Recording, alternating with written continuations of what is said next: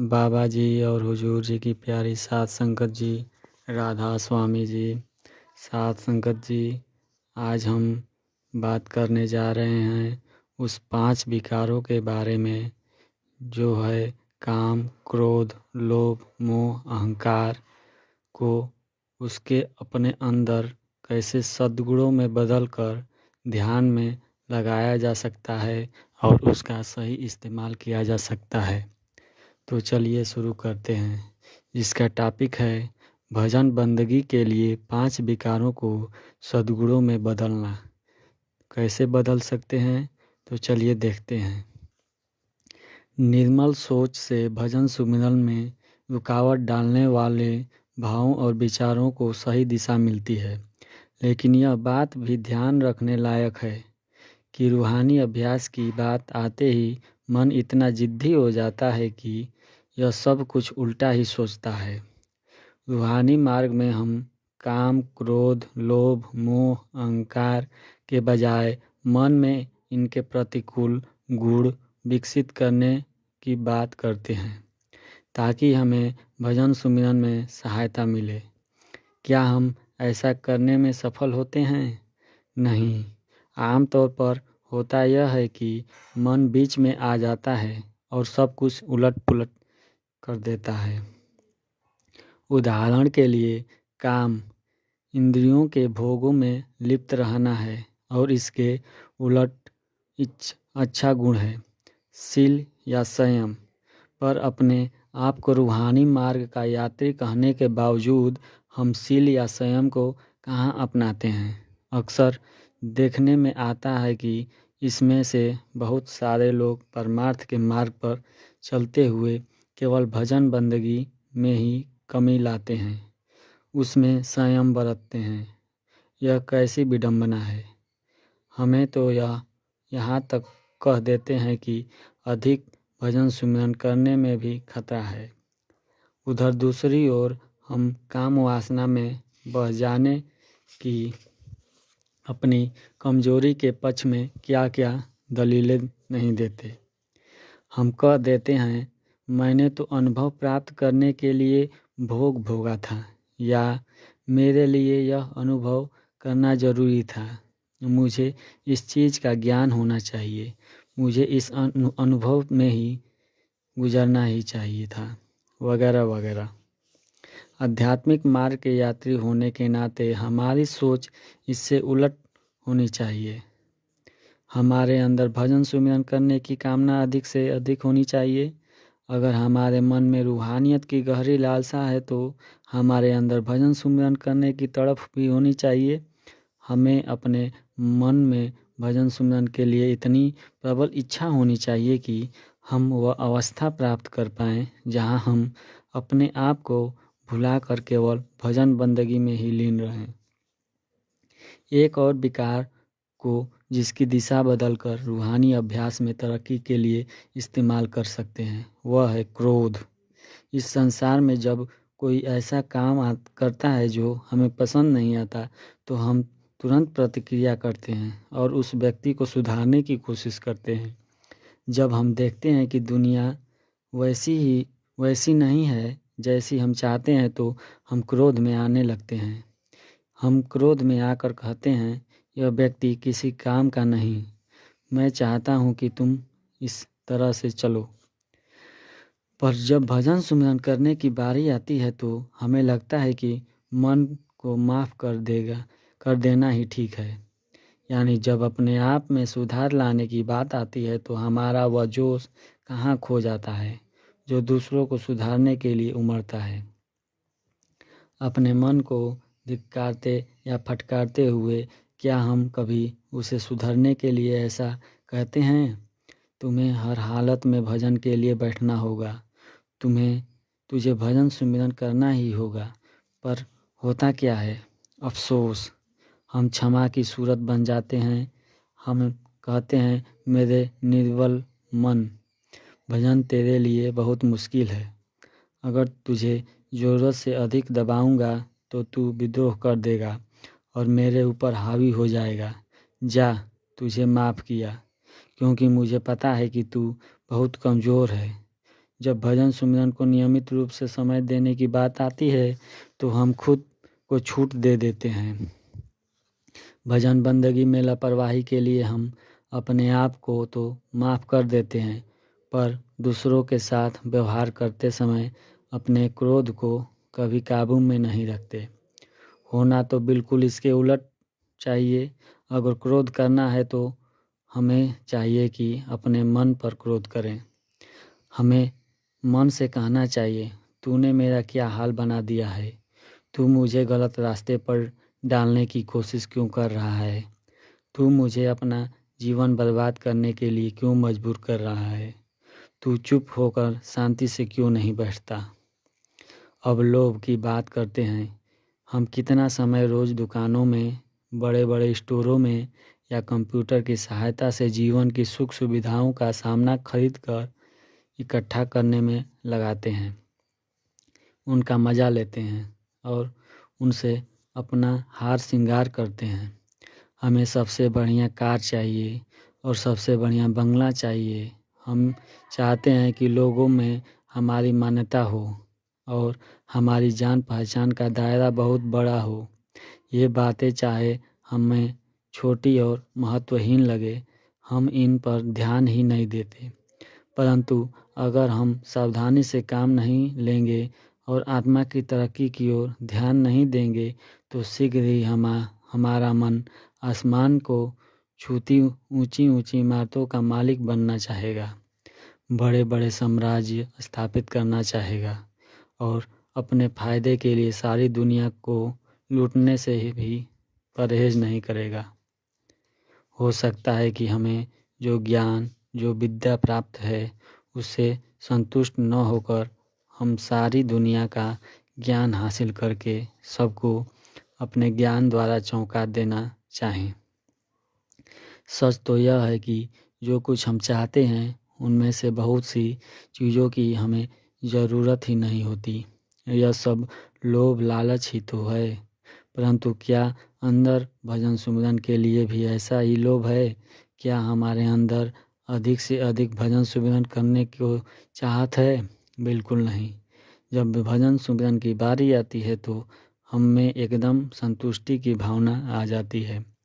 हम मन में सोचते हैं, मुझे स्वाभाविक ढंग से संतुलित जीवन व्यतीत करना चाहिए। मैं इतना ही भजन सुमिरन कर सकता हूँ।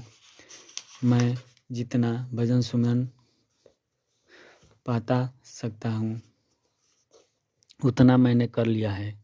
सत्संग में तो मैं जाता ही हूँ, इतना सब ही काफ़ी है।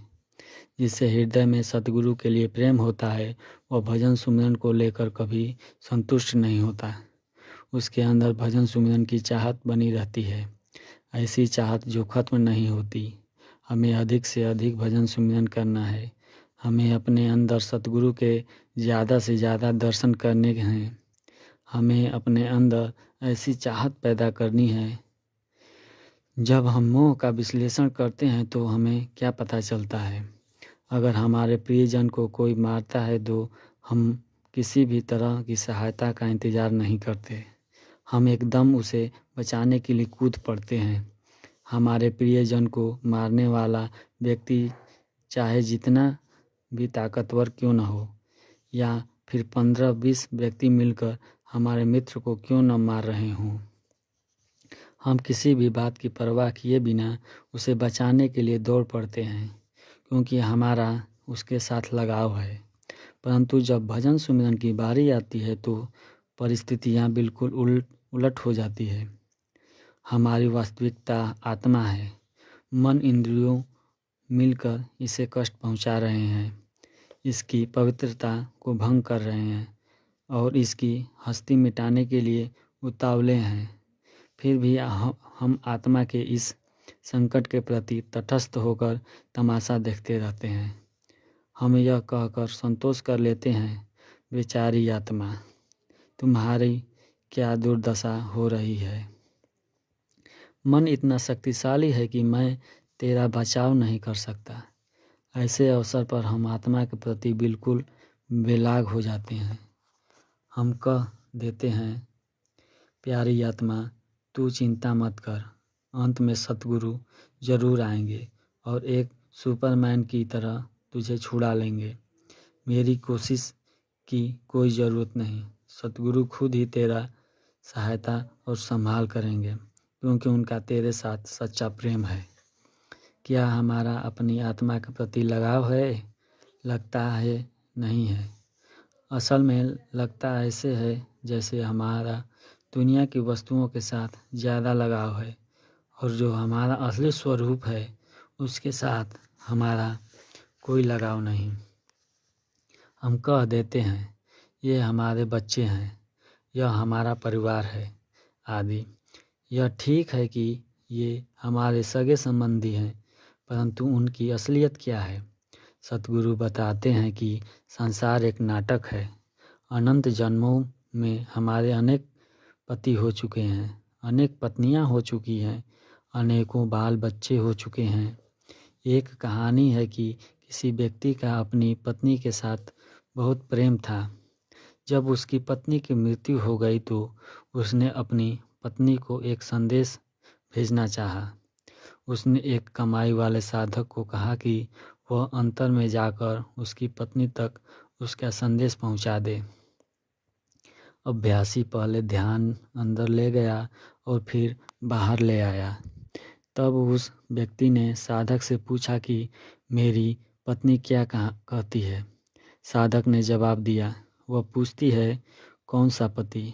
जब से मैं इस सृष्टि में आई हूँ, इस नाम के मेरे अनेक पति हो चुके हैं। आप कौन से पति की बात कर रहे हैं? यह है हमारे मोह की सीमा। हम सोचते हैं कि ये सच्चे संबंध हैं जो हमारे लिए महत्वपूर्ण हैं, और हमारी इन संबंधों के प्रति बहुत जिम्मेदारी है। परंतु रूहानी नज़रिए से देखें तो पता चलता है कि इस सारी सोच को पूरी तरह से पलटने की ज़रूरत है। जो कुछ हम इस समय कर रहे हैं, हमें ठीक उसके विपरीत करना चाहिए। सबसे पहले आत्मा के प्रति अपने फर्ज को समझें, और यह समझें कि आत्मा से ज़्यादा महत्वपूर्ण हमारे लिए कुछ नहीं है। अब हम पतन की ओर ले जाने वाले पांचवें विकार यानी अहंकार के बारे में बात करते हैं। हम सोचते हैं कि दुनिया को हमारी बहुत ज़रूरत है और लोगों को हमारे बड़प्पन के बारे में पता चलना चाहिए। हम सोचने लगते हैं कि लोग हमारा साथ चाहते हैं। हम चाहते हैं कि हमें हमारे काम के लिए और ज़्यादा मुआवजा मिले, और सतगुरु खुद आकर हमारी सेवा के लिए हमारा धन्यवाद करें। हमारे अंदर बहुत अधिक अहंकार भरा हुआ है, लेकिन जब रूहानियत की बारी आती है तो हम एकदम नम्रता का रूप बन जाते हैं कि हम तो कुछ भी नहीं हैं, हम तो एकदम निकम्मे हैं। हम कहते हैं कि हम अपना बचाव करने और अपने मन के साथ लड़ाई कर सकने के योग्य नहीं हैं। हम कहते हैं, हे सतगुरु, आप ही यह काम कर दें, आप ही हमारी जगह भजन सुमिरन कर लें। हम दीनहीन बन जाते हैं, जबकि होना बिल्कुल इसके विपरीत चाहिए। इस मार्ग पर अपनी मंजिल तक पहुंचने के लिए अगर हमें किसी चीज़ की सबसे ज़्यादा ज़रूरत है तो वह है अपनी खुदी को बुलंद करने की। यह नसीहत एकदम गलत लगती है, क्योंकि हमारा असली मकसद अहम को ख़त्म करना है। मन इतना चालाक है कि यह हमारी सही सोच को धुंधला करने की कोशिश करता है, जिसके कारण हम अपनी कार्य शक्ति को अहम के साथ जोड़ लेते हैं। ऐसी हालत में इस मार्ग पर आगे बढ़ने के लिए हमें और किसी बात के बजाय दृढ़ इरादे की सबसे ज़्यादा ज़रूरत है, और पक्का इरादा हमारी खुदी का एक स्वाभाविक अंग है। पक्का इरादा कुछ कर दिखाने का संकल्प है। दृढ़ संकल्प मन का वह गुण है जिसे संस्कृत में अहंकार कहा जाता है, और अहंकार का अर्थ है अहम, इच्छा शक्ति या मनोबल। मन का यह गुण ही बाहरी संसार में मैं मेरी का रूप धारण करके मनोविकार बन जाता है। मन को बाहर से अंदर की ओर मोड़कर तीसरे तीर पर लाने के लिए मन के इस गुण का फायदा उठाना जरूरी है। ताकि मन में यह पक्का इरादा हो, मैं यह काम करके रहूँगा, मैं हर हाल में यह अवस्था प्राप्त करके रहूँगा। अगर हमारे अंदर यह गुण नहीं होगा तो हम कभी भी तीसरे तिल तक नहीं पहुँच पाएंगे। इस संबंध में स्पष्ट सोच का होना बहुत जरूरी है। इस संसार में हम बुरी तरह अहंकार में फंसे हुए हैं। हम जो कुछ करते हैं अहम के अधीन होकर करते हैं और हम अहम के बिना जिंदा ही नहीं रह सकते। जब भी हम कोई ऐसा काम करना चाहते हैं जो हमारे लिए बेहद ज़रूरी है तो हम अहम का इस्तेमाल करते हैं, परंतु अहम का इस्तेमाल एक शक्ति या योग्यता के रूप में करना है, पहचान या महत्व के रूप में नहीं। मान लो हम कोई नौकरी पाना चाहते हैं, उस समय हम पक्के इरादे के साथ पूरी कोशिश करते हैं। जब स्कूल में जाते हैं तो कहते हैं मैं यह परीक्षा पास करके रहूँगा, मैं फला नौकरी पाने के लिए यह डिग्री अवश्य प्राप्त करूँगा, मैं इस कार्य में सफल होकर रहूँगा। जब हम सच्चे दिल से कुछ पाना चाहते हैं तो यत्न करके उसे हासिल भी कर ही लेते हैं। रूहानी तरक्की के लिए भी इसी तरह के पक्के इरादे की ज़रूरत है। इस तरह हम मन के सहज स्वभाव को अपने लाभ के लिए इस्तेमाल में लाते हैं। ये 5 विकार या 5 अवगुण जो रूहानी तरक्की के मार्ग में रुकावट खड़ी करती है, दरअसल मन के स्वाभाविक गुणों के बिगड़े हुए रूप हैं। हम इनमें से एक विकार का रुख मोड़कर इन्हें बदल सकते हैं, तब ये हमारे पतन का कारण नहीं बन सकते और रूहानी मार्ग पर आत्मा की रफ्तार को कई गुना बढ़ा सकते हैं। काम, क्रोध, लोभ, मोह और अहंकार, इन सभी का रुख अंदर की ओर मोड़ा जा सकता है ताकि यह हमारे भजन सुमिरन के अभ्यास में सहायक बनकर हमारी आत्मा के सेवक बने। जहाँ मन है वहाँ द्वैत है, जहाँ द्वैत है वहाँ हमें या अहम है। जैसे मैं और मेरे विचार, या मैं और यह संसार, या मैं कुछ और हूँ और यह संसार कुछ और है। इस तरह लगातार सोच विचार करते रहने से हमें बनी रहती है और इसे बल रहता है। हमारी होमें हमें वर्तमान में जीने नहीं देती, क्योंकि वर्तमान को स्वीकार करने से हमारा अहम भाव खतरे में पड़ जाता है। निरंतर बीते हुए समय या आने वाले समय के बारे में सोचते रहने से हमारा आपा भाव कायम रहता है। हम अपने अतीत के बिना अपनी हस्ती की कल्पना ही नहीं कर सकते। भविष्य के बारे में सोचने से हमारी हमें कायम रहने की आशा बधी रहती है। इसलिए हमारी हस्ती किसी न किसी याद, स्थिति या समस्या के साथ जुड़ी रहनी चाहती है, क्योंकि इसी से इसका अस्तित्व बना रहता है। हमारा अहम यह बात नहीं समझता कि हमारी हस्ती हमारे असली स्वरूप पर पड़ा एक मुखौटा है। अपने असल अस्तित्व का ज्ञान न होना ही अहंकार या होमे है। हमें अपनी पहचान के बारे में बड़ी गलतफहमी है, यानी जो हम वास्तव में हैं उसके बजाय हम अपने आप को कुछ और ही समझ रहे हैं।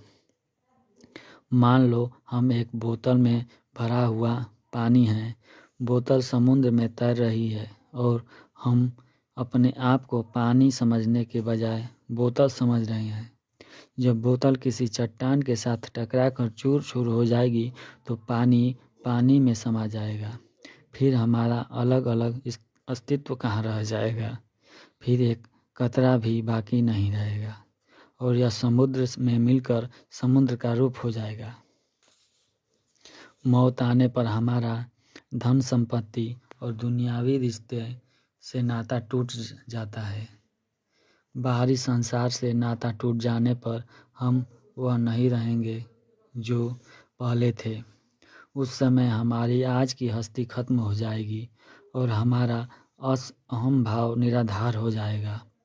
अंग्रेजी का शब्द पर्सनैलिटी यूनानी भाषा के शब्द प्रासोप्यून से बना है, जिसका अर्थ मुखौटा है।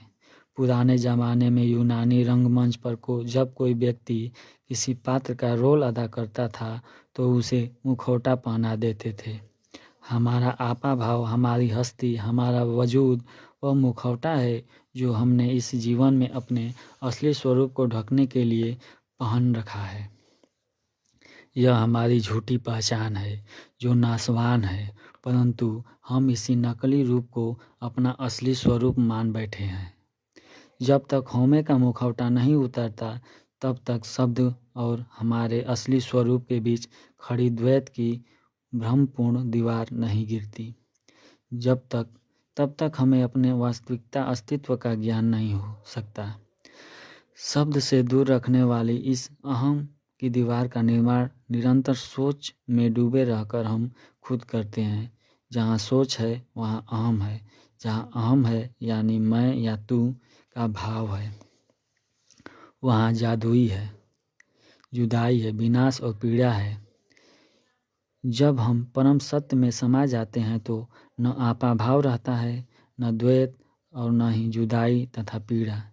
योग सूत्र में महर्षि पतंजलि कहते हैं कि चित्त वृत्तियों का निरोध ही योग है, अर्थात जब मन की तरंगें शांत हो जाती हैं तो आत्मा का परमात्मा से मिलाप हो जाता है। आत्मा को वापस परमात्मा में लीन करने का एकमात्र साधन मन को शांत करना है। यह कार्य कठिन जरूर है परंतु नामुमकिन नहीं। मन को सुमिरन में लगाकर हम अपने विचारों को वश में कर सकते हैं और इन्हें सही दिशा दे सकते हैं। इस तरह हम शब्द को सुनने के योग्य बन जाते हैं। जब तक शब्द की ध्वनि सुनाई नहीं देती हमें भजन का अभ्यास करते रहना चाहिए, और जब शब्द सुनाई देने लगता है तो वह चुंबक की तरफ हमें अपनी ओर खींचता है।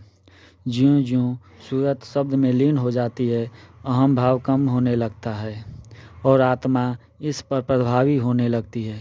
जैसे जैसे आत्मा का प्रभाव बढ़ने लगता है, मन शांत होने लगता है। मन को निश्चल करने का, शब्द के दिव्य संगीत में लीन होने का और शब्द के प्रकाश में ओतप्रोत होने का एकमात्र साधन भजन बंदगी की ही है। कुछ लोग को यह डर लगता है कि कहीं शब्द में लीन होने से उनका अस्तित्व खत्म तो नहीं हो जाएगा। सच्चाई इससे उलट है। वास्तव में हम अपने असली अस्तित्व को प्राप्त कर लेते हैं, जो निर्मल चेतना, पूर्ण आनंद और अनंत प्रेम की अवस्था है। हमें किसी हस्ती के खो जाने का डर है। जब हम आनंद रूप में हैं तो फिर अपने सच्चे घर से बिछुड़कर इस अंधकारपूर्ण संसार में कैदी बने रहने के में कहाँ की अक्लमंदी है। आओ हम बूंद से समुद्र बन जाएं। आओ कोशिश करें कि हमें दोबारा शरीर में कैद न होना पड़े। आओ हम शब्द में लीन होने के लिए प्रयास करें, क्योंकि हम वास्तव में शब्द ही हैं। यह हमारे अहम भाव की दीवार ही है जो हमें अपने असल की पहचान नहीं करने देती। अपने बारे में सोचते रहने के बजाय सुमिरन भजन द्वारा अपनी हौमे के सतगुरु को समर्पित करने से ही एक दिन की दीवार चूर चूर हो सकती है। अहम रूपी छलिए का मुखौटा उतर जाएगा और फिर हम जान जाएंगे कि वास्तव में कौन है। संगत जी, आप लोगों को यह सत्संग कैसा लगा कमेंट में बताएं, और अच्छा लगा तो सब्सक्राइब लाइक ज़रूर करें, और ऐसे ही सत्संग सुनने के लिए चैनल को सब्सक्राइब कर लें। धन्यवाद। राधा स्वामी जी।